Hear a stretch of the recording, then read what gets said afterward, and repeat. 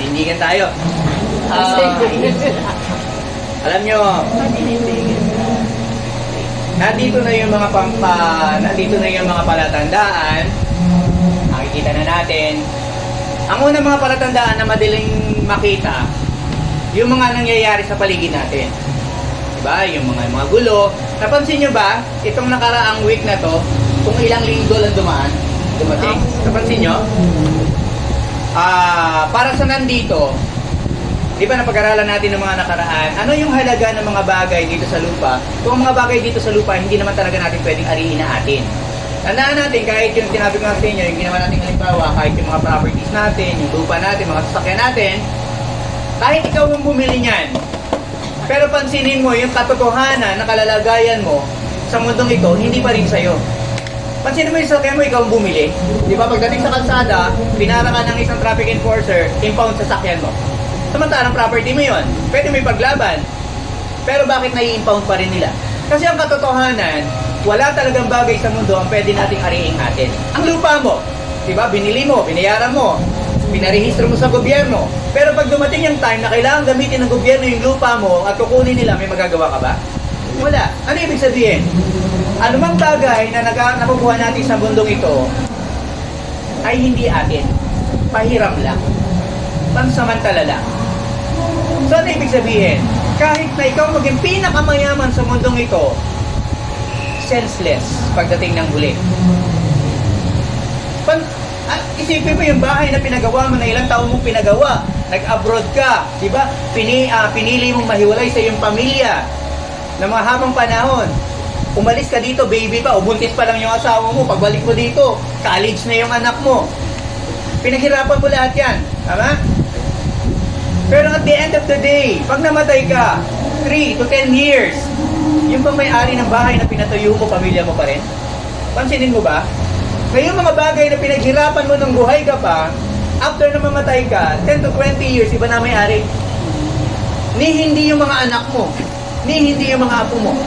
So ano ibig sabihin? Lahat ng pinagpaguran mo, kung nabuhay ka na yun lang ang aim mo, senseless, sayang. Kaya nga sabi ng Panginoon, huwag kayong mag-impok ng mga bagay dito sa lupa na kung saan nasisira. Hindi ko sinasabing huwag niyong i-enjoy ang mga bounty ng earth ng mundong ito. That is the special grace. That is the common grace of God.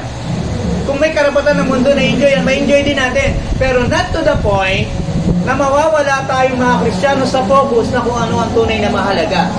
Ngayon nakikita na natin lahat ng palatandaan. Ang sabi ng Bible sa Revelation, nasa chapter 20 tayo, na lahat ng mga bagay dito pagdating ng panahon iiwanan mo. Bakit? Kasi kukunin ka ng Panginoon at ililipat kayo. Salitang rapture ay paglilipat. Ang marami kasi, pag sinabing rapture, ina-associate nila sa kaguluhan, sa gera, sa chaos. Kaya pati yung mga Kristiyano na supposed to be aral at alam nila kung ano ibig sabihin ng rapture, which is a glorious coming of the Lord, diba? The glorious coming of your Savior, the glorious transfer from this earth to the heavens, or to sa pinakamagandang lugar na pwede mong puntahan. Ang mundo ngayon, dinifine niya ito as chaos. Ang problema, pati mga Kristiyano naniwala. Uy, biging doon, babalik na ang Panginoon. Imbis na matuwa tayo na darating ang Panginoon, anong nangyayari? Natatakot tayo. Parang si Adam. Diba? Nung dumating ang Panginoon, tinatawag siya, Adam, Adam, where art thou? Anong ginawa ni Adam? Nagtago si Adam. Samantalang yung tumatawag sa kanya, ayun ang kanyang ama, yun ang kanyang lumikha sa kanya, yun nagbigay ng buhay sa kanya, yun ang nag-create ng Garden of Eden. Pero nagtago siya, why? Because of sin. Ngayon tayo mga Kristiyano, kung pareho ang ating reaction, pag sinasabing second coming, nagtatago tayo, natatakot tayo, nagki-cleave tayo, meaning to say, we are still driven by sin. Meron pa nga mga gumagawa ng mga bunker nila Diba? Para pag umulan daw ng apoy, makakapagtago sila doon sa mga bunker. Pambira, para kang hot, ano yung tawag doon, yung bibingka. May apoy na sa ibabaw mo, nando ka sa loob. Ibang paghahanda yung ginawa nila Di ba yung dati yung sinasabi ng Y2K, end of the world daw, sa Cardona pumunta ka tsaka sa Morong, may mga kuweba dyan. Yan. May mga asin, may bigas. Okay. Kasi para daw pag gumulan ng apoy, doon sila. Sabi ko doon sa mga taga Cardona dati, yung kanila, taga Morong, Sabi ko nga doon sa Kambas paano po yan? Pag nando kayo sa loob ng kuweba, may apoy sa labas. Hindi kaya kayo masuffocate? Diba? Yun lang may siga sa labas ng bahay mo, di ba lalabas ka dahil nahihirapan ka huminga. Imagine nando ka sa loob ng kuweba, may apoy sa labas. Tsaka hindi lang naman sa ibabaw na anong apoy. Malay mo, doon sa ilalim ng kuweba lumabas. Tandaan nyo, nung sinira ng Panginoon ang kanyang nilikha noong panahon ng flood, ang flood ay hindi nanggaling sa ulan lang. Bumuka ang lupa. Bumukan. Now imagine this. Sa buong mundo ngayon, hindi nyo ba napansin nag-activate yung mga volcano? Pwede ang apoy na sisira sa atin na hindi lang yung galing sa labas, kundi galing mismo sa core. Ngayon ito, dito sa Rizal, sa inyo ko na i-debudge to, sa inyo ko sasabihin sa inyo.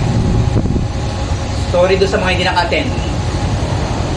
Lahat ng properties nyo dito within sa pagpalibot ng Laguna Lake, Laguna Dibay, huwag kayong masyadong manangan sa mga material na bagay na na-accumulate nyo. Kahit ilang hektarya pa yung lupa nyo. Napansin nyo ba ang pillbox pag nagkakaroon ng mga lindol nasa Rizal? Nasa Laguna, nasa Marikina? Ang pillbox? Bakit? Kasi minimeasure nila yung moving. Kasi inihintay nila yung tinatawag na the big one. Diba? Ano ba yung the big one? Yung the big one, crack yan sa lupa. Na pag na-activate yan, pwedeng maghiwalay yung dalawang plates. At yung nasa gitna nun, kaya nga sabi ng MMDA, di ba? Nasa 3,000 mahigit ang pwedeng mamatay pag gumalaw yung the big one. Pero merong isa pa na binabantayan dyan. Napansin nyo ba na kapag nagkakaroon ng earthquake, nagkakaroon ng fish kill? Napansin nyo yung mga fish pan? Pero yung fish kill, hindi buo. Di ba? Lugar-lugar lang. May mayroon ako sa inyo i-bulgar na ano. Alam nyo ba na merong bulkan dito sa Rizal? Meron. Saan? Yung buong lawa ng ano, ng Manila Bay. Laguna Buong Bay. lake ng Laguna Dibay is a crater. Katulad din yan nung nasa Batangas na yan. Taal. Taal Lake. Ang akala ng mga tao, ang Taal Volcano ay nasa gitna. Ang hindi nila alam, yung buong lake na yun ang bulkan, bunganga ng bulkan. At yung Taal, umangat lang yun. Kasi yung pugubang yung lupa na ano. Pero hindi yun yung pinakang bulkan, kundi yung mismong pinakang lake. Kasi hindi naman magkakaroon ng kukayang kung di bulkan yun. Ayun ang dahilan kung bakit sa Oo. pumutik tayo. Oo. Saka nagkakaroon ng parang mga kumukulo sa ilalim. Meron siyang ano. Kasi sa totoo, kaya nagkakaroon ng fish kill, nagkakaroon ng sumisingaw yung sulfur. Kaya namamatay ang isda. Pansinin nyo, isa-isang area lang, hindi buo. So ano ibig sabihin? Ito, kung kayo ay may mga property dito sa Rizal, hindi ko tinatakot kayo, sinasabi sa inyo. Pero when the Lord comes, at kapag yung mga signs ay naganap at nangyari, at gumalaw ang buong mundo at mga nag-earthquake sa iba't ibang lugar, tayo yung pinaka-prone. Dahil malapit tayo sa bulkan. Ang Pilipinas ay katulad din ng Japan. Para tayong kumpulan ng mga bulkan. Diba? May mayon. Hindi ba kayo nag-iisip bakit ang Makiling may hot spring? Oh. Laguna? Oh. Dati sabi nila, hindi daw bulkan yan. Pero pag may hot spring, anong bandang huli na-prove ng mga volcanologists na ang Makiling, ang Mount Makiling is a volcano. Meron din dati daw sa Talim na hot spring. May hot Talim spring. Island? Meron. So ano yung sabihin? Ito mga kapatid. Hindi ko sinasabing huwag kayong mag-accumulate, huwag kayong magpundar, huwag kayong No. Ang sinasabi ko lang, whatever you accumulate, kung ano man yung napundar mo, i-enjoy mo. To the extent na magamit mo siyang lahat. Especially, paggamit niya yan sa kaluwalhatian ng ating Panginoon. Kasi for a time, may enjoy natin yan. Pero pagdating ng panahon, lahat ng yan baliwala. Remember, magiging kaaway tayo ng buong mundo. Dapat pala may mga malalaking lupa ipahiram sa natin, kongregasyon. Tapos meron pahiram naman sa mga tao para naman lalo tayong dumami o magamit naman. Kung ano mang meron, Puro tandaan nyo, bakante. ang madadala lang natin pagdating natin sa harapan ng ating Panginoon ay yung mga mabubuting bagay na ginawa natin sa pangalan ng ating Panginoon. Other than that, walang kwenta, walang silbi. Diba? Walang ano yan. Bakit? Lahat yan Oo. masusunog, lahat yan masisira. Now, anong ibig sabihin? Bakit natin sinasabi ito?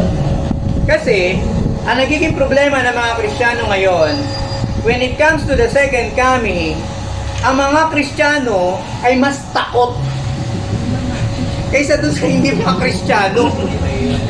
Oo. Kasi iba yung paliwanag nila pagka-rapture eh. Oo. Tinatakot Kanina. ka agad nila eh. Kanina, maganda yung narinig ko kay John MacArthur. Tinakil niya din yung Revelation 20. Ang second coming is the glorious coming of the Lord Jesus Christ. Diba? Kung baga glorious yan. Kasi imagine, diba, darating yung Panginoon na nag-iligtas sa'yo sa krus ng Kalbaryo at nangangako sa'yo ng langit. Tapos darating siya, magtatago ka, matatakot ka, hindi tama. So tandaan nyo, yung mga natatakot at patuloy na natatakot at natatakot pa uli, dala-dala nila yung karakter ni Adam. Nung dumating ang Panginoon, imagine first time na nagkasala si Adam nun, pero yung fear, kinain na siya. Nahiya siya sa kanyang Panginoon. Whereas, nung nilikha siya ng Panginoon, ang sabi ng Panginoon, nalugod ang Panginoon because He has created His masterpiece. Diba? Tapos nung hinahanap ng Panginoon yung kanyang masterpiece, at alam ni Adam na He is above every creature, kumbaga siya kabin ng ginawang overseer eh. Kasi nasa image niya yung image ng Diyos eh. Pero nung hinanap siya ng Panginoon, Adam, Adam, where art thou? Nagtago si Adam. Ngayon, tumatawag uli ang Panginoon. Babalik na ako, sabi ni Kristo. Naandyan na ako sa pintuang daan. Yung mga nakakarinig, ano ginagawa? Mas takot. Kaysa doon sa mga taong hindi kukunin ng Panginoon. Pastor, may pagkakataon ba na sabi mo na sa pintuan na yung Panginoon, malapit na ano? Kasi yung mga tao bigla nagbago, bumait, pwede bang umatras siya ng konti? Madelay yung pagdating niya. Hindi, baka pwedeng mangyari kasi nagbago na talaga yung mga tao. Ito kasi yan. Ready na siyang, tanggap na talaga siya. Ang pagbabalik ba ng Panginoon ay nakabase sa kabutihan ng tao? Saan? Ang kaligtasan ba ay nakabase sa kabutihan ng tao? Yan na gamitin nating parameters para mas madali. Hindi. Kanino nakabase ang kaligtasan? Panginoon. Kung papaano yung exact timing ng pagdating ng Panginoong Jesucristo para mapako sa krus, ganun din ang exact timing na nakaschedule sa kanyang muling pagbabalik. Regardless, tandaan natin na kaya pinipreserve ng Panginoon ang mundong ito dahil nandito pa ang mga pinili, ang mga Kristiyano. In the absence ng mga Kristiyano, sisirain na ng Panginoon ang mundo. Kaya nga sabi ng Panginoon sa Bible, di ba, kayo ay mga asin ng sanlibutan. Ano ba trabaho ng asin? One is preservative. Two, it enhances the flavor. Kumain ka ng pagkain na walang asin. Yung mga low salt, low fat diet dito, tignan nyo, matabang na yung panlasa ng mga yan. Bakit? Bawal ang may asin, bawal ang may taba, di ba? So ang asin, one is a preservative and two, it enhances flavor. Kaya ang mundo ay natatagalan pa ng Panginoon na tignan because Christians are still here. Yung mga iniligtas ng Panginoon, yung mga pinili ng Panginoon ay nandito pa. Kaya ang mundong ito ay iniingatan na tinahawakan pa ng Panginoon. Alam mo, kahit walang gawin ng Panginoon, kunin lang ng Panginoon ang mga Kristiyano sa mundong ito at iwanan ng mga tao sa kanilang sarili, hindi na kailangan sirain ng Panginoon ang mundo. Pwede pala yun. Man can destroy himself. Diba? Pansinin niyo ang tao, mayroong tendency ang tao because of sin na to self-destruct. Pansinin niyo, yung mga taong walang Diyos, nasan sila ngayon? Diba? Tumatalo ng building, nagbibigti, diba? Nagbobomba, nagano. Man can destroy himself without the help of God. or even without the help of the devil. Alam niyo ang devil, sa totoo lang, ang ginagawa lang naman ng demonyo sa tao, tinutukso eh. Tandaan mo si Satan, di naman niya pinwerso si Eve. Di niya hinawakan sa kamay at binuksan yung bibig at pinakain yung sanas. Yung fruit. Walang action. Diba? Remember, ang ginawa lang ng demonyo, tuksuhin. Ang tao, hindi kailangan turuan o hindi kailangan itulak ng demonyo yan. Kailangan lang siyang tuksuhin. Oo, pinakamagaling yan. O, alam niyo ba na inisip niya hindi nababasa ng demonyo? Alam niyo yan? Hindi nababasa ng demonyo ang iniisip mo, pero natututunan niya ang sinasabi mo. Kaya pag galit ka, yung outburst mo, yung salita mo, doon ka hahawakan ng demonyo. Tapos sasabihin sa'yo na there is power in confession. Diba? Na pag sinabi mo, mangyayari. Because the devil holds on that word. At yun ang gagamitin ng devil na pansampal sa'yo. Kaya pag nabibigla ka, yun ang kukunin ng demonyo. At i-feed niya. See? So ano ibig sabihin ito? Ang natatakot sa second coming ay yung mga taong pinamumunuan pa ng kanilang kasalanan. Baka kaya ka natatakot because you are unsurrendered yet. Baka hindi mo pa naisusuko sa Panginoon. Baka hindi mo pa talaga natatanggap ang Panginoon sa kanyang kabuuan.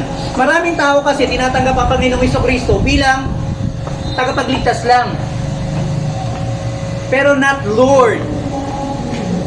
Kapag tinanggap mo ang ating Panginoong Jesucristo, kailangan tanggapin mo siya ng buo bilang Panginoon at tagapagligtas.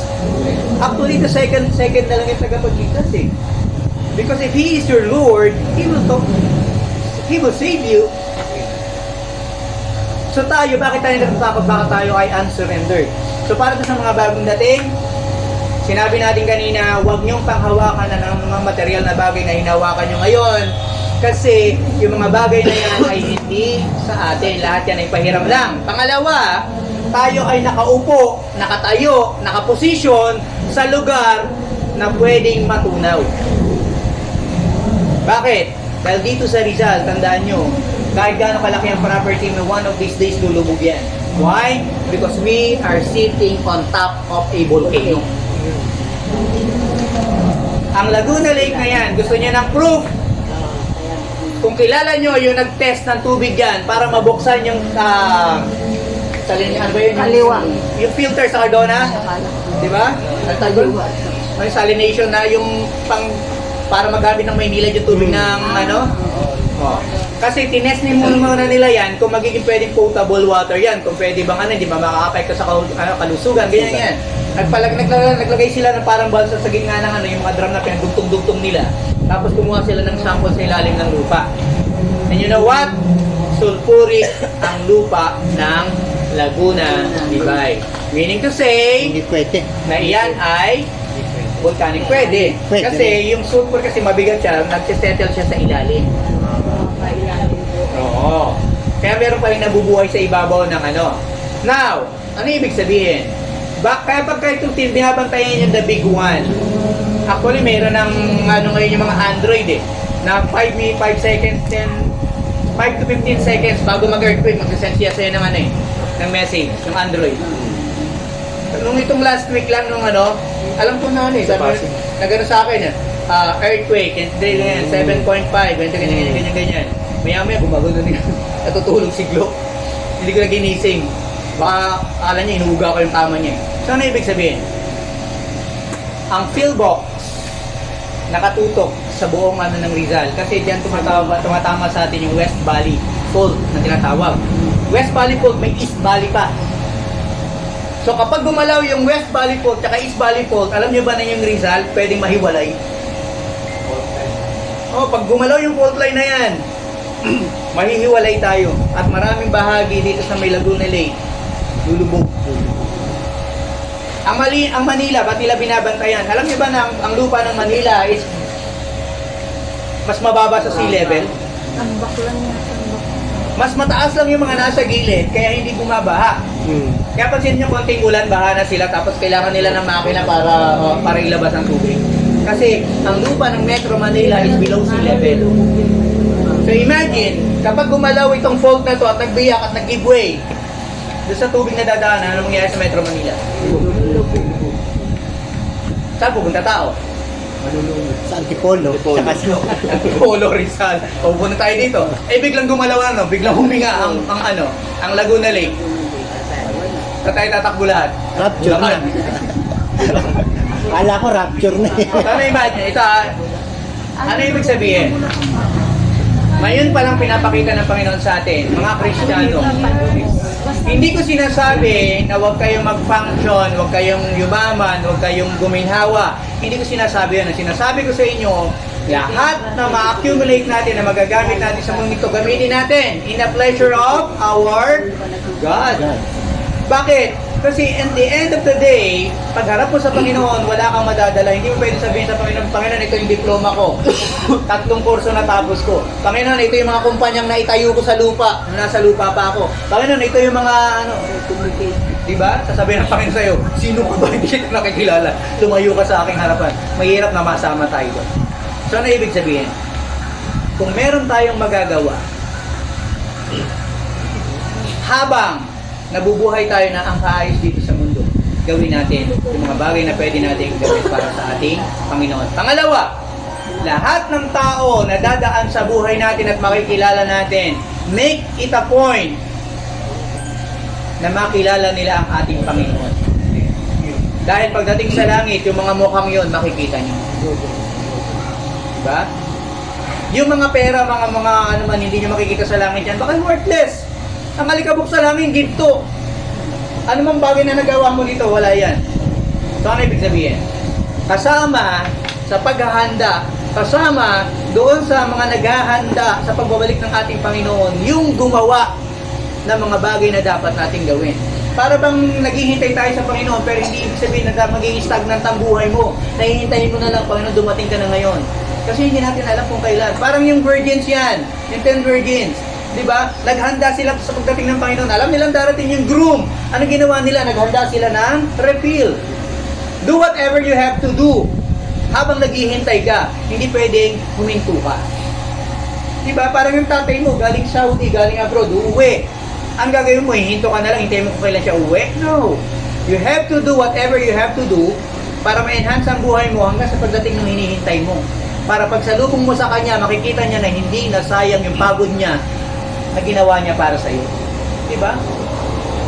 Umalis ka dito, yung anak mo, ipapanganak pa lang. Pagbalik mo dito, yung anak mo, 18, 20 years old na. Tapos sasabihin ng asawa mo, hindi ko yung pinag-aral kasi hinihintay ka namin umuwi. Matutuwa ka ba? Pero kung halimbawa, umalis ka for 20 years, yung anak na iniwanan mo, di ba? Na hindi ka nakilala. Pero pag uwi mo at nakita mo na yung anak mo titulado na, ano mararamdaman mo?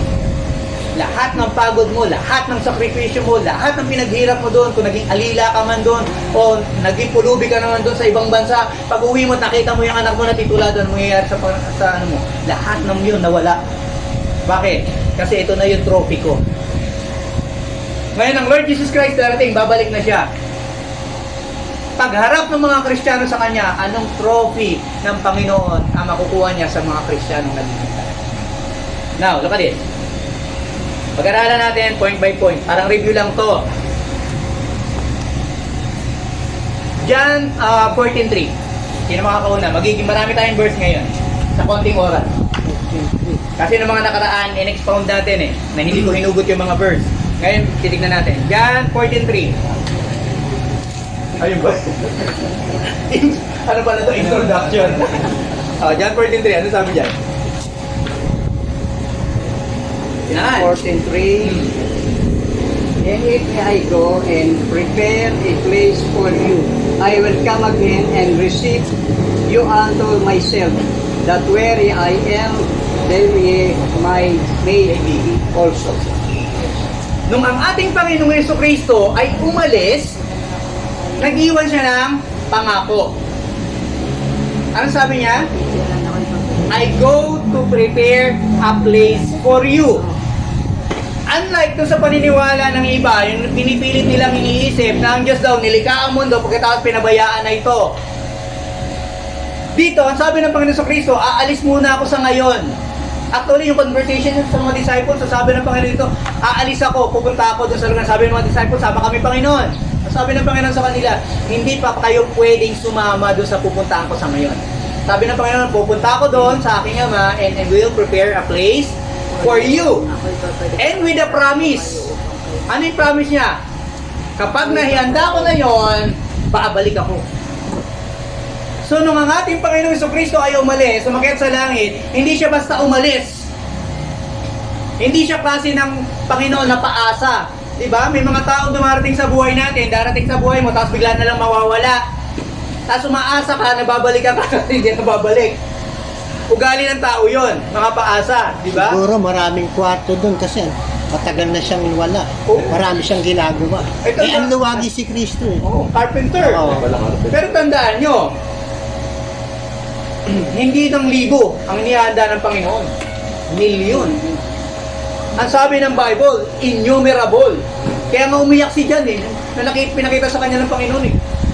Ang daming tao na hindi mabilang. Iba yung 144,000. Kasi 144,000 yung pinangahawakan ng mga saksi ni Jehovah. Yung 144,000 is from the 12 tribes of Israel. So 12,000 every tribes. Kaya pag sinasabi, pag pinag-aralan natin yung buhay ng mga Israelita, although hindi na natin kailangan yun, sila na bahala doon, bahala ng Panginoon sa kanila. Pero yung 144,000 came from the tribe of Israel. Tandaan nyo, ang Israel, hindi sila lahat Kristiyano.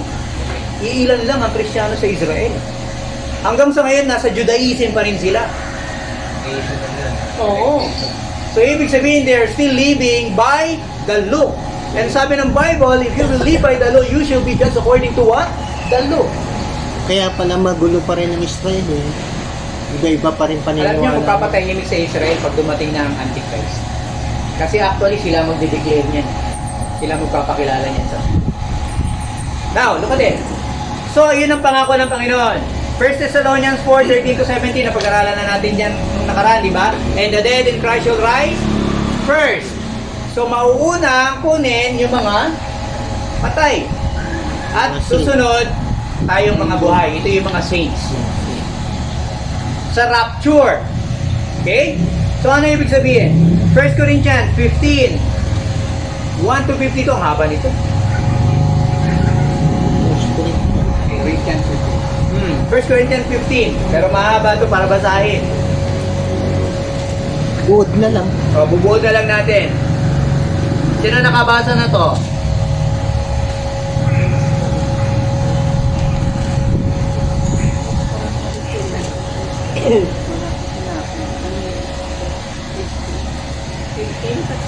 Hmm, 15. Ngayon dito, sa verse 1 hanggang verse 2, hanggang yung opening ng Corinthians, una, dinideclare dito yung ating mga salvation, how we are saved. At kung ano yung mga bagay na dapat nating i-expect associated with our saving faith. Kung tayo ay possessor ng saving faith, meaning to say, sa second coming, hindi tayo maiiwan. Because we possesses the saving faith, which is the faith of Jesus Christ. So pagdating ng Panginoon, pagtunog ng trompeta, ang mga anak ng Diyos, yung mga niligtas, ang makakarinig. Now, bakit natin pinag-aaralan ito? Bakit natin inaalam yung pagdating ng ating Panginoon Kristo? Kasi we do believe that the second coming o yung rapture will precede the tribulation. Bago pumasok ang tribulation, wala na tayo dito. Sa Revelation chapter 3, ang sabi ng Panginoon, I will not suffer you. Yung pangako niya doon sa church. Kasi dalawang church ang pinakita doon, di ba? Na nanindigan. Kayo na nanindigan, kayo na nag-adhere doon sa kasunduan. O sa church who suffers with the Lord Jesus Christ. Ang sabi ng ganoon ng Panginoon, ang pangako, you suffer with me, you shall reign with me. So ano yung ibig sabihin? Paano magre-reign ang Lord doon sa isang heaven o sa isang lugar na wala pang residence? So ano yung ibig sabihin? Kaya nag-aalok ang Panginoong Jesucristo na you church, dahil nagsuffer kayo sa akin, you will reign with me. Ano ibig sabihin? Yung mga residente ng langit, kinuha na ng Panginoon mula sa lupa at inilagay na doon. At tandaan natin,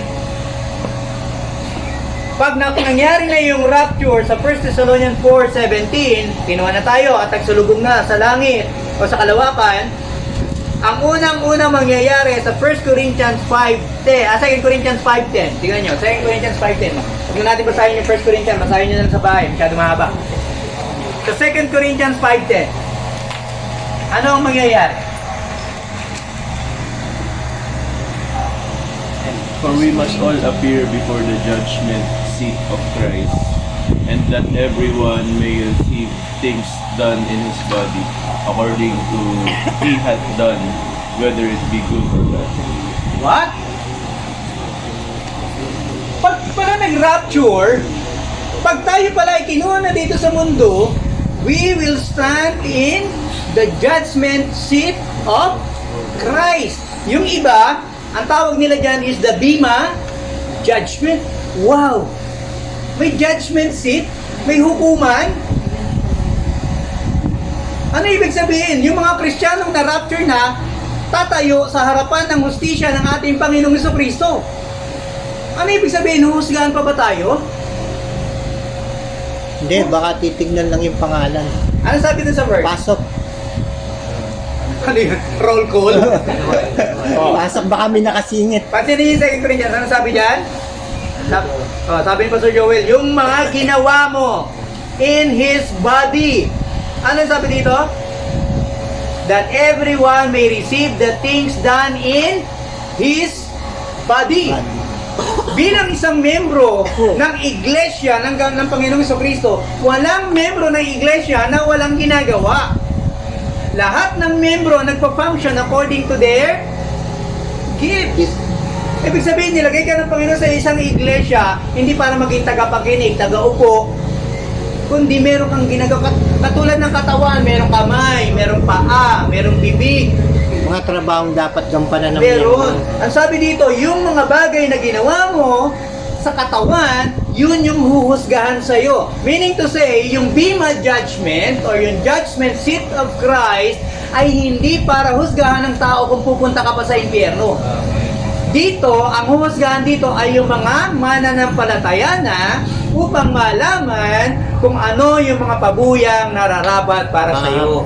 price pala yung kumbaga The sa- prize, the trophy na matatanggap mo nung nabubuhay ka pa sa lupa, ano yan na-accumulate mo, nagawa mo para sa pagkakuluhalatian ng ating Panginoon at pagharap mo sa Kanya. Kaya nga sabi ng Panginoon, marami doon luluha at iiyak. Bakit?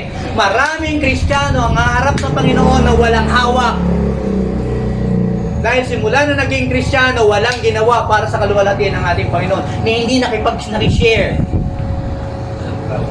Wala siyang crown. Kaya pagdating sa harapan ng Panginoon, habang kinakausap ka ng Panginoon, nakayuko ka lang, kamay mo lang sa likod. Why? Lord, I have done nothing for your glory. Pero niligtas mo ko. Panginoon, papasok ako ngayon sa langit, pero ito ako. Whereas, yung iba mga kasama mo sa gawain, di ba? Hindi na magkandaugaga doon sa dami ng crowns na dala niya at pagharap ng Panginoon, ito yung mga crowns mo binigay sa Kanya. Tapos sa harap sa Panginoon, dala niya yung mga crowns na yun at ibibigay niya sa ating Panginoon sa paanan ng ating Panginoon. Remember, when the Lord Jesus Christ was given birth, di ba nung ipinanganak ang Panginoon sa Kristo, Yun. merong tatlong hari Bago. o wise men? Wise men. May mga tatlong matatalinong tao. Kaya wise men ang tawag sa kanila. Actually, during that time, nung panahon ng Lord, dun sa panahon na to, nung nangyari to, yung mga wise men, these are considered the advisors of kings. Actually, itong mga wise men na to, they can turn the decision of a king. Sila yung mga pinagkakatiwalaan ng mga hari. Kapag magagawa ang hari ng mabibigat na decision, itong mga wise men advisor. na pinatatawag, Mga mga advisor. Pero more than. Kasi meron silang mga kapangyarihan na hawak nila na para silang hari. So itong mga ito ang tinawag ng Panginoon para magbigay ng pugay, para ipakita sa buong mundo that these are the things that wise men do. Ito yung mga matatalino na dapat ginagawa pagdating sa ating Panginoon Kristo.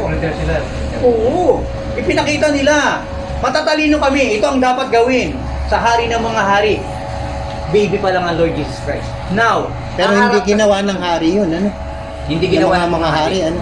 So, ano ibig sabihin? Hindi lahat ng hari matalino. Hmm. si Solomon lang talaga.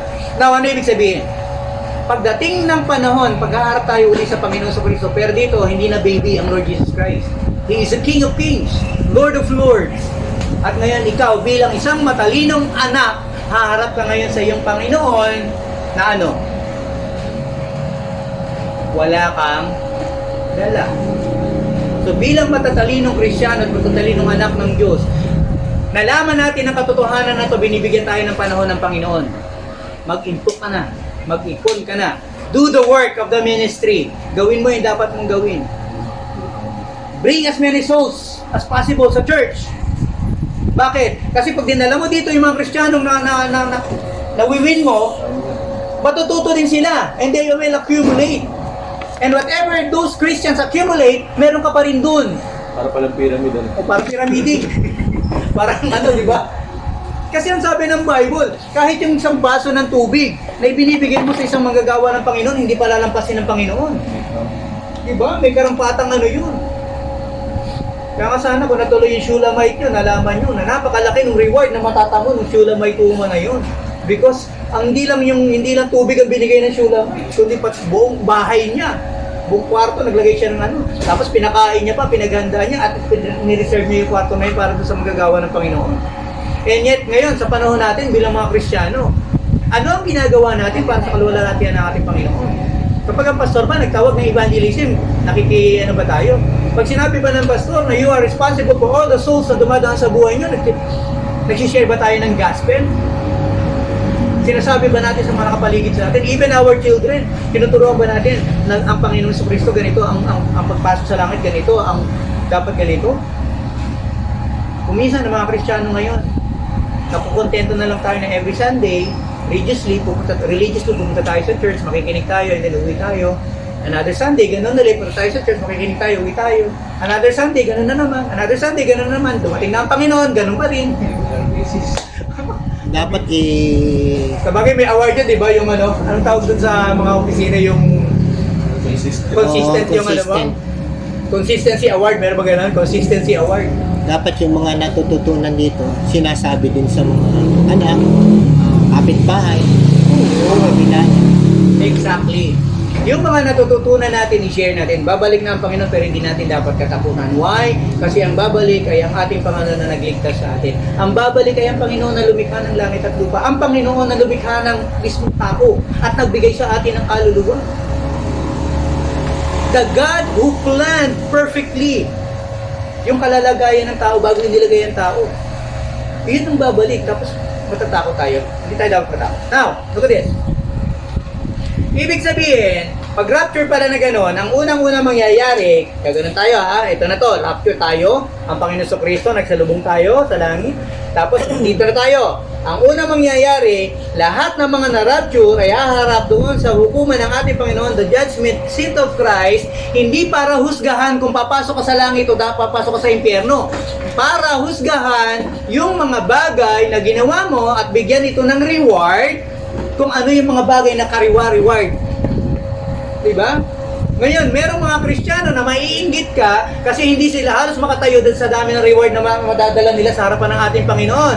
Whereas ikaw, ang dala mo ay certificate of ano ba tawag sa kanila? Consistency. Lord!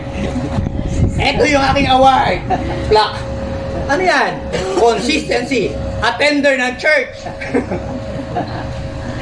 Dala mo yun, di ba? Samantalang yung iba, hindi naman nagaga. Bakit? Di ba? Kasi nandiyan yung mga ginamit niya lahat ng binigay na gift sa kanya ng Lord for the ministry. Tandaan nyo, walang bagay sa mundong ito ang madadala natin doon, maliban doon sa mga bagay na mabuting ginawa natin sa pangalan ng ating Panginoon. Maliban doon sa mga accomplishment that we did for the ministry of the Lord Jesus Christ. Tandaan niyo, ang Panginoon sa Kristo napako sa krus, hindi para doon sa mga accomplishment natin, hindi para doon sa mga awards natin, hindi para doon sa mga certificates natin, hindi para doon sa mga companies natin, hindi para doon sa mga sasakyan that we can accumulate. The Lord Jesus Christ died on the cross of Calvary for our souls. And now, if we will go to heaven, we might as well bitbitin natin kung sino man yung pwede nating bitbitin. Although sabi nga ng mga pag namatay ka, wala ka mabibitbit na kahit sino man. Pero in the matter of a sense, Pwede doon ka sa salitang bitbit, kaluluwa. magdala ka ng mga kaluluwang pwede mong bitbitin. Ibig sabihin, whatever na nalaman mo, natutunan mo tungkol sa kaligtasan ng kaluluwa, i-share mo dahil yung mga kaluluwang yun na magkakaroon din ng kaligtasan. And those souls will be accounted to you. Di ba parang pyramid?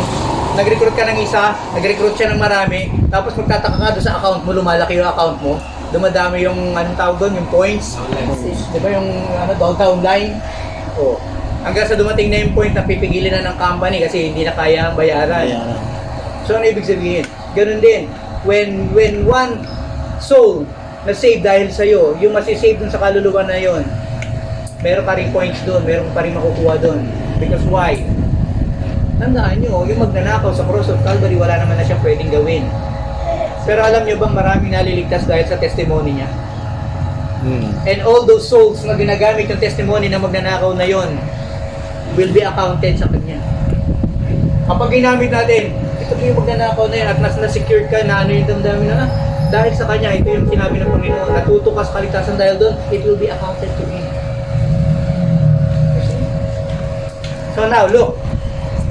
Pagkatapos nun, sa Revelation 19, verse 7 to 9. Kapag gano'n na tayo. Ito, simula doon sa rapture, hanggang doon sa Bema Judgment, sa Judgment Seat of Christ, dito sa baba naman, sa lupa, tumatakbo na yung tinatawag na 7-year tribulation. Sabay yan. Gumagano yan. Habang yung mga Kristiyanong naging Kristiyano sa tribulation, yung mga hindi tumanggap, hindi naniwala, hindi nag-adhere doon sa mga paalala natin sa kanila. Nung nawala ka, na-rapture ka, nawala yung mga anak nila, tsaka sila naniwala, ay may Diyos nga, ay totoo nga may Kristo. Sila na ngayon yung dadaan doon sa 7-year tribulation. Ito yung tinatawag ng mga tribulation saints. Habang tayo doon, nire-reward ng Panginoon sa langit, binibigay yung ating mga rewards, nagbubunyi tayo, pagdating dito sa lupa, nag-uumpisa na lang yung kanyang kapaghihirap. They will be tortured beyond measures. Ang sabi nga ng Ezekiel at ng Daniel, itong mga bagay na to ay hindi pa nararanasan ng mundo. Yung mga kahirapan na mangyayari, hindi pa nararanasan ng buong mundo. Pero kung titignan nyo, ang hirap na dinaanan ng mundo. Diba? The Holocaust. Di ba yung mga milyon-milyon pinatay dahil sa kanapanapatay mga Jewish people? Oh. Nung panahon ng Dark Age period na kung saan pinagbawal ang pangangaral ng salita ng Diyos, na yung mga Kristiyano at tinatawag sa kanila mga kukulang, mga sorcerer, sinusunog sila ng mga buhay. Binabalatan sila ng buhay, tinotorture sila, isumpa lamang nila ang kanilang Panginoon. And it will happen again. Beyond measure, mas higit na hindi pa dinaanan ng buong mundo. Bakit? Kasi alam ng demonyo na malalapit na kanyang panahon. Ito na yung mga kumbaga desperate measures ng demonyo. Kung kinakailangan kang balatan ng buhay habang buhay ka pa para may suko mo pa yung pananampalataya, gagawin niya. Kung meron ka mga mahal sa buhay na nung panahon din na yun, tsaka nakakilala, totorturin nila yung mga mahal mo sa buhay. Tandaan mo, ang isang lalaki o kahit ang sino bang tao, kaya niyang tiisin yung pahirap sa kanyang sarili. Kaya niyang tagalan. Pero kapag yung mahal niya sa buhay ang totorturin sa harapan niya, sumusuko ang tao. Diba? Yun ang iharap sa iyo yung asawa mo. Diba? Tatanggalin isa-isa yung pyesa, dudukuitin yung mata. Tatanggalin yung ilong, puputulan ng tenga. Sasabihin sa'yo, ano? Kristo ka pa rin? Answer ko lang. Kasi kung sa'yo gagawin, kaya mo tisi na sakit. Beyond measure siguro, depende kung ano yung pain tolerance mo at kung gaano katibay ang damdamin mo. Pero pag yung mahal mo na sa buhay, ang nasa harapan mo, diba? Tatanggalan ng isa-isang pyesa. Tatanggalin natin ang paa pag hindi ka sumuko. Kasi gagamitin lagari. Habang sumisigaw yung mahal mo, ano palagay mo? Para sumabog ang damdamin mo.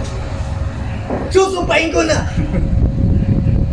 So habang nangyayari yung kagalakan na yung sa langit, dahil sa mga mananampalatayang sumampalataya nung panahon ng grace, ito namang mga Kristiyanong na convert doon sa tribulation, they will suffer to their faith. Yung kanilang pananampalataya kailangan nilang paghirapan. Sa panahon ngayon, alam mo, napakalaking challenge sa tao ngayon na magdala ng Biblia. Sa panahon ngayon, napakahirap na sa isang tao yung magsalita ng verses ng Bible. Sa panahon ngayon, napakahirap na sa mga kaibigan mo na simula pagkabata na kinalakihan mo na, di ba? Na i-share mo na, alam mo ba na may Kristo? Alam mo ba na may impyerno? Mananampalataya ka na ba? Saan ka nagsisimba? Alam mo yung tanong lang na, saan ka nag-church? Di ba hirap na tayo magtanong? Mahirap na sa atin yan ngayon pala. Imagine, doon sa tribulation, you still have, kailangan mo pa rin mangaral. Kailangan mo pa rin i-share yung faith mo at kailangan mo panindigan at the same time. Na yung kasabihan mo pala, yun yung magtuturo sa'yo, magkakanulo sa'yo sa mga ano. Oh. Pero you still have to declare your faith. Ngayon, ano yung sumunod? Nabasa niya na, nakita niya na yung verse. Ano sabi 19:7-9? Hindi na nakakita. Let us be glad and rejoice and give honor to him. For the marriage of Lamb is come, and his wife hath made himself ready. And to him was granted that she should be arrayed in fine linen, clean and white, for the fine linen is the righteousness of Ayan. saints. So, ano ibig sabihin? Chronologically, naka-arrange ang second coming sa Bible, sa Revelation. So, pagkatapos nung judgment seat of Christ, pagkatapos mo ngayon maibigay yung mga regalo mo sa ating Panginoon sa Kristo, pagkatapos na i-reward ka naman ng Panginoon sa Kristo doon sa mga pagpapagal mo, dito sa lupa, bago kanya kinuha, ang susunod na stage ay marriage supper of the Lamb. Ang sabi gano'n, yung bride, which is the church, will be clothed in fine linen. Ano ibig sabihin? Pagkatapos nito sa judgment seat of Christ, paglampas natin doon, every Christian, ang sabi dito yung fine linen, is the representation of the righteousness of the saints. So, ibig sabihin yung mga Kristiyano, bagaman tayo ay hindi perfecto, pero magiging perfecto tayo sa harapan ng Panginoon because the righteousness of Christ will be in us and we will be as fine linen. Alam niyo yung fine linen during that time sa early centuries, yung linen, ginagamit din niya na pangpalit o pambili during that time. At alam niyo ba na ang measure ng linen is the weight of gold? Noong unang panahon, kapag napakaganda ng tela mo, minimeasure yan sa weight of gold. So pagdating sa langit, sabi ganun, ng bride, which is the church, na inihanda ni Kristo para sa kanyang sarili, will be in fine linen. Meaning to say, pagdating doon sa harapan ng ating Panginoong Jesucristo, we will not be wearing this body na makasalanan, kundi we will be wearing the glorified body, the perfect body. Kapag harap natin sa Panginoon, ano ba yung mga depekto mo, wala na yan. Kung ano ba yung masasamang pag-ugali mo, wala na yan. Bakit? Kasi i-reinstate ng Panginoon yung perfect humanity. Yung perfectness ng kanyang creation will be reinstated. Kasi bakit? Hindi pwedeng ikasal sa banal na Diyos o sa banal na Kristo kung hindi banal ang kanyang church. So, ibig sabihin, yung church na pinreserve yung sarili niya para sa kanyang Panginoon, pagdating sa langit, will be glorified. So, nakita niyo na yung sequence. Habang nagkakaroon ng kasalan, di ba, pagkatapos ng judgment seat, siguro naka 3.5 years na, hindi kasi natin alam ang timeline. Nasa kasalan na tayo. Dito naman sa lupa, mas umiigting as humihirap at bumibigat ang kanilang mga pagsubok. Kasi, pagkatapos ng marriage, may mangyayari pa susunod na event. Dito sa rapture, iko-correct ko lang kasi nung last time na slip of the tongue, nasabi ko merong second rapture. No. Dito sa rapture, sa first rapture, meron tinatawag na first awakening, yung pagbubuhay. First resurrection. Ito yung mga saints. Kasi dito sa second coming, yung mga saints bubuhayin. Pero may mga namatay na hindi saints. May mga namatay na hindi mga Kristiyano. Magkakaroon pa ng second. So, Now, hindi pa kasama sila dun. hindi sila kasama. Ang lahat ng bubuhayin ay yung mga saints lang, mga Kristiyano. General yun, Pastor. Oo, the general yun. So, bubuhay lahat ng mga namatay sa Kristyanismo, sa kanilang pananampalataya, which is called saints, at yung mga nabubuhay kukunin din. So, nagkaroon na ng bima, na-rewardan na. Tapos yung mga reward natin, ibigay na natin bilang sakripisyo sa ating Panginoon. Nagkaroon na ng kasalan. Ito na tayo, di ba? Nasa kasalan na. So, ikinakasal na yung church. Remember, imagine, kung ikaw ay kasama doon sa kasalan at ikaw ay kasama doon sa ikakasal kay Kristo, other than nandun ka sa gilid at tagapalakpak ka lang, di ba, tagasigaw ka lang ng hallelujah, whereas ikaw dahil nandun ka sa church, bahagi ka ng totoong church, ng tamang church, at ginawa mo yung mga dapat mong gawin bilang isang membro ng church, nandun ka ngayon sa harapan ng iyong Panginoon as a bride. Imagine the glory. Although wala naman siguro kayabangan sa langit, di ba? Kung saan ka man nakatayo. Pero alam mo ba yung damdamin mo? Na habang nakatayo ka na gano'n, nakala mo na ikaw yung ikakasal.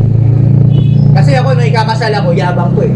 Di ba? Para bang lahat na nakatingin dyan, tingnan nyo, mapapangasawa ko.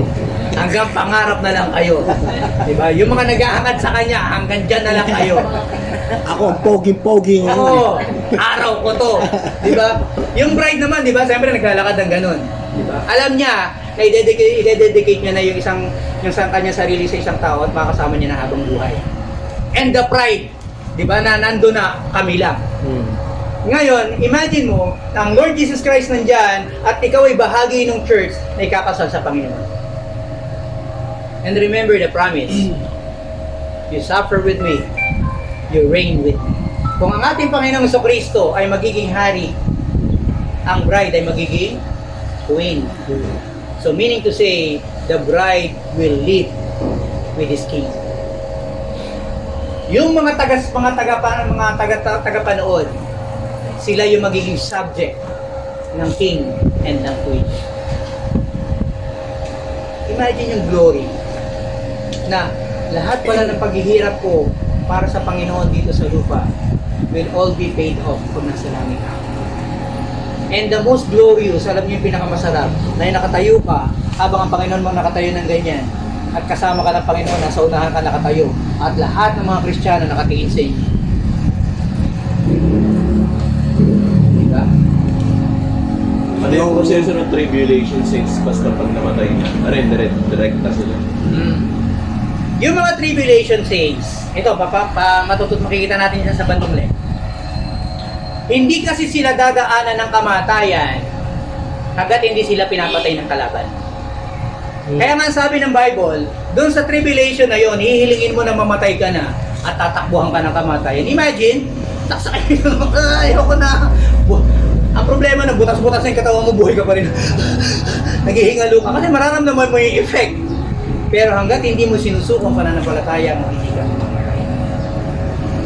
Kailangan ka pugutan ng ulo ng mga sunugin ka o patayin ka. Pwede mo bang ano yun? Halimbawa, pinasusuko ka na, pinapaamin ka na suko mo yung ano. Pero ba pwede mong pekein yun? Alam naman ang kalooban ng Diyos na sinusuko, pero yung damdamin mo, kaisipan mo, buong ano mo na hindi ka talaga sumusuko sa ano. Para magilitan ka na kagad, tapos na kagad mo. Hindi Ganun kasi lang. kailangan mo i-declare kasi. Hindi nga pero yung kalooban mo, tsaka yung isip mo, talagang hindi ka ano. Kaya nga ito.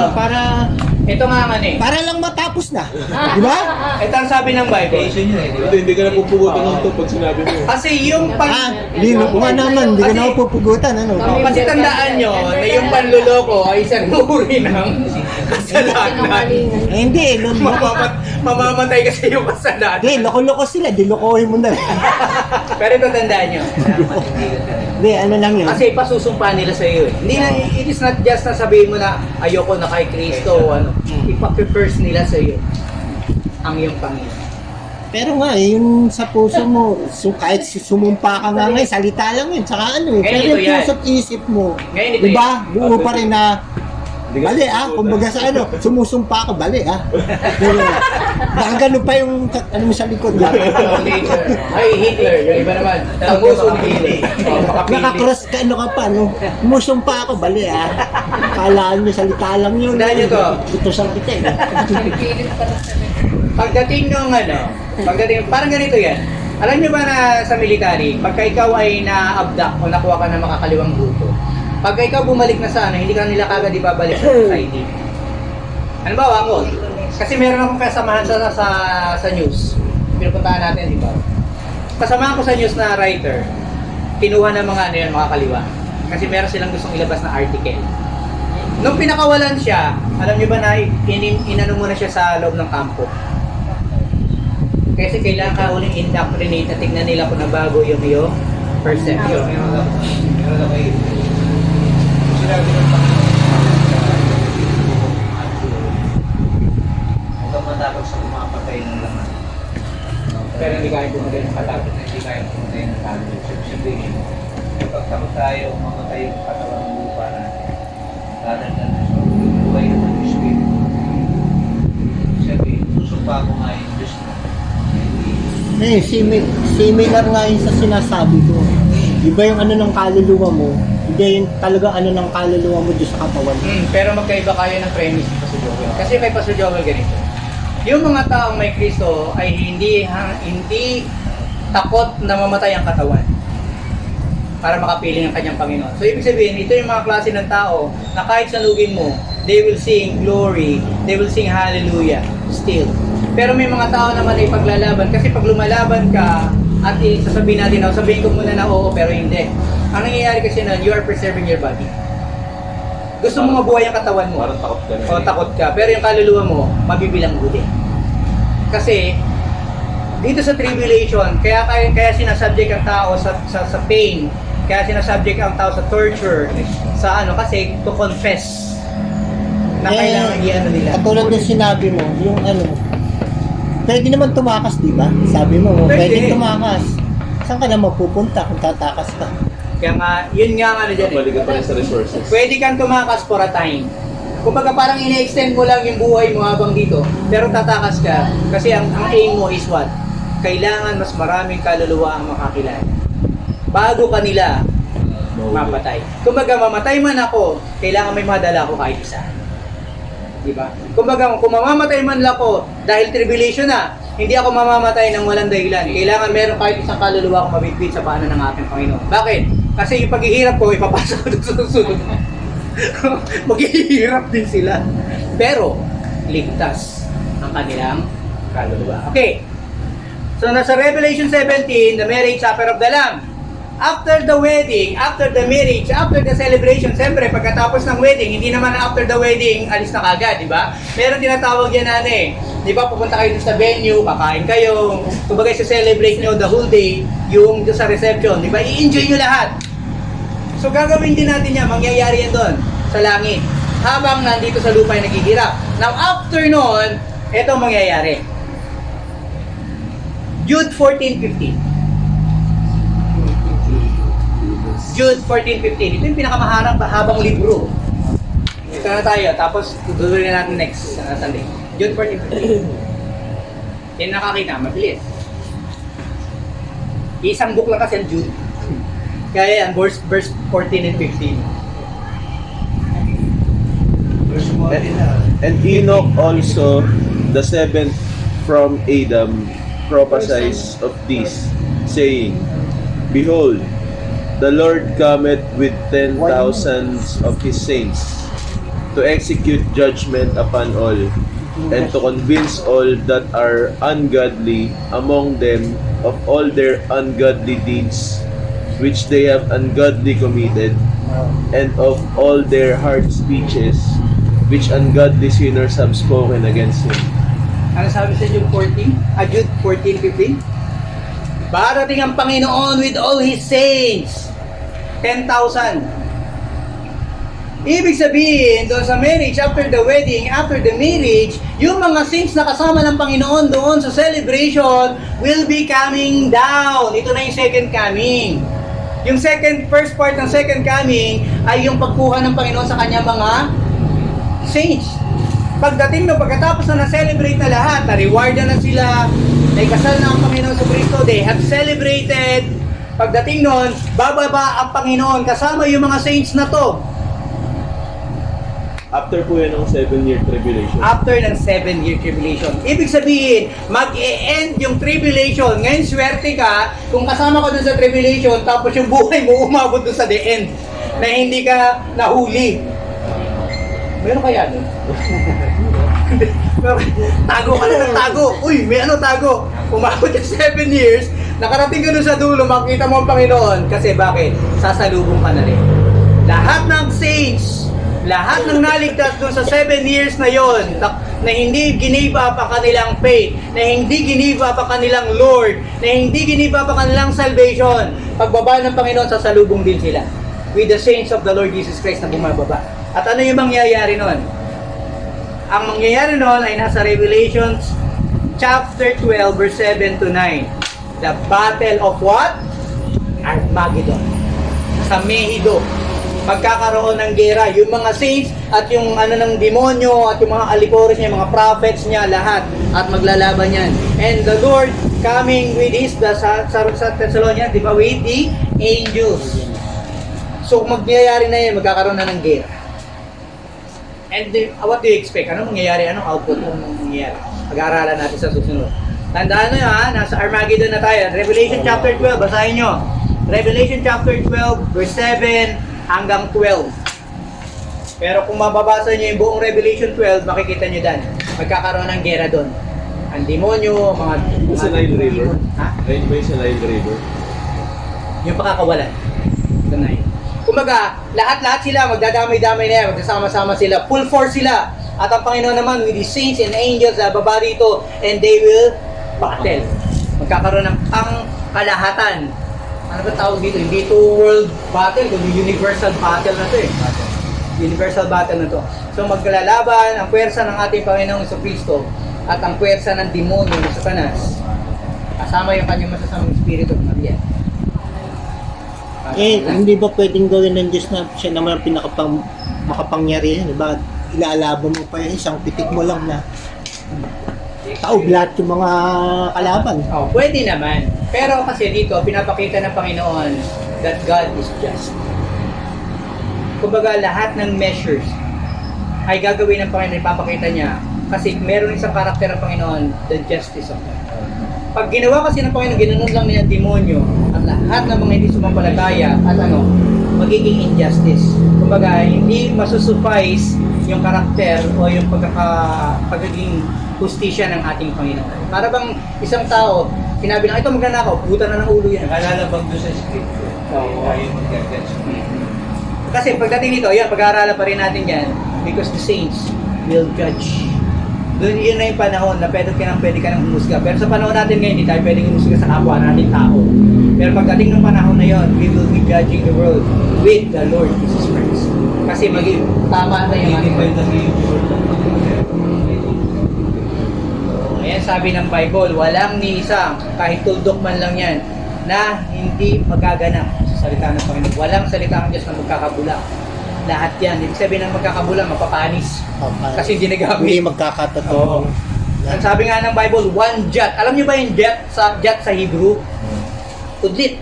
Kudlit. Walang kahit isang kudlit na mababiolate doon sa declaration ng ating Panginoon.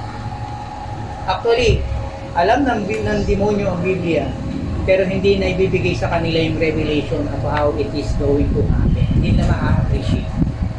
At malalaman lang nila yan kapag nangyayari na sa kanila. Kahit ngayon, naririnig ng demonyo yung pinag-uusapan natin, naririnig ng mga masasamang espiritu, pero hindi sila darating doon sa panahon na mauunawaan nila kung ano yung layunin ng ating Panginoon. Kasi hindi all-knowing ang mga demonyo. Oo. Ano man ang itinago ng Diyos, mananatili sa Diyos. Tandaan nyo, even the Lord Jesus Christ, he didn't took it upon himself to declare the second coming. Ano sabi ng Panginoon? Not the angels or Son of Man knows when, only the Father. Hindi ibig sabihin, hindi alam ni Kristo. God. Ang ibig sabihin lang ng Panginoon Jesus Christ doon, it is God who must declare it. Parang tayo, di ba?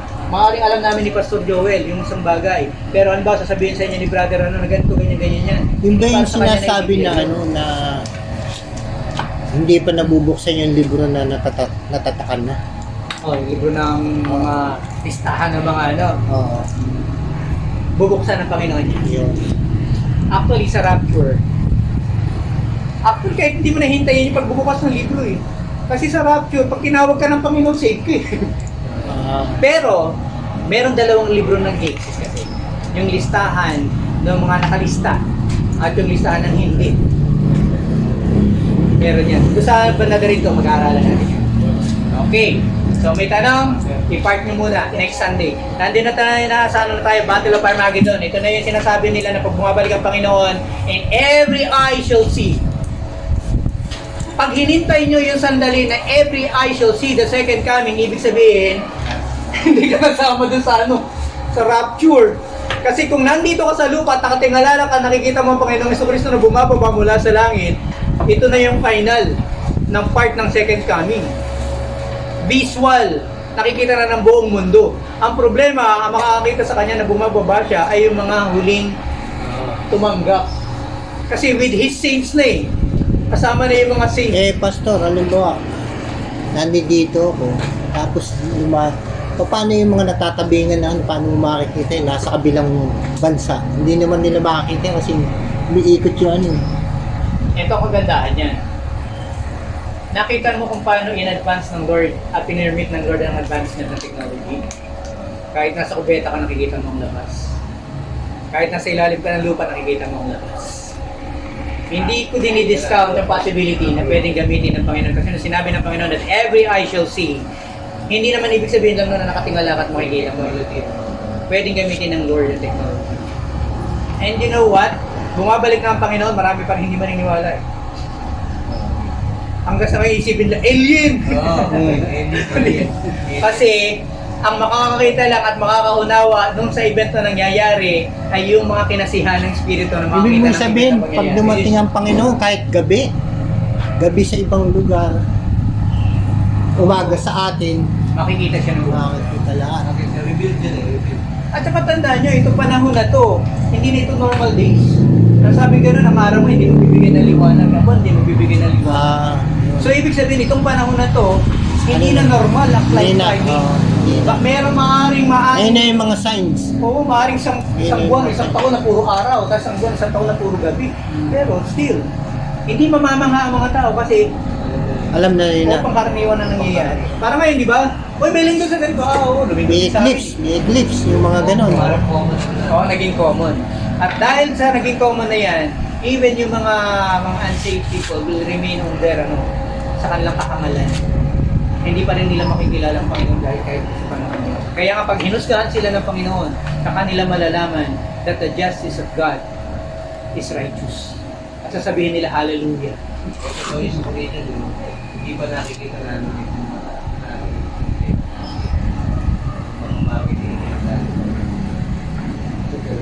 Kasi may mga bagay na pananampalataya lang ang makakalitin.